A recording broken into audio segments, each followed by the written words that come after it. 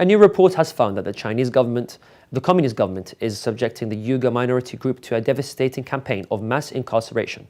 More details in the following report.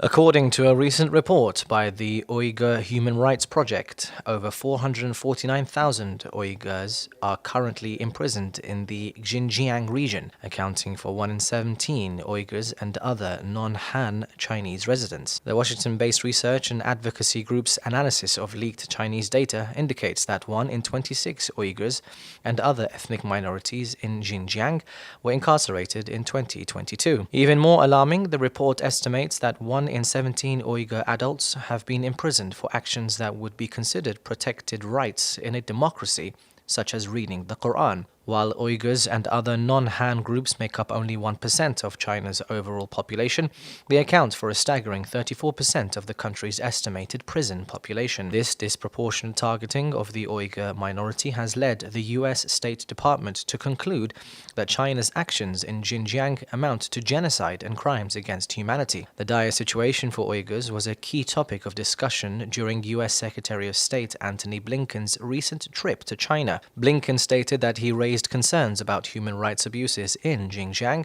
with Chinese officials, but Beijing criticized him for interfering in China's domestic affairs. Experts have noted that the mass incarceration of Uyghurs is not only a human rights crisis, but also benefits the Chinese economy through the exploitation of prison labor. Some companies have even constructed factories near prisons to take advantage of this forced labor, paying workers next to nothing. As the number of imprisoned Uyghurs continues to grow, so too does China's forced labor pool. Human rights groups have urged international organizations to take strong action to address these alarming situations, but the Chinese government remains defiant, insisting that it will not tolerate any interference in its domestic affairs.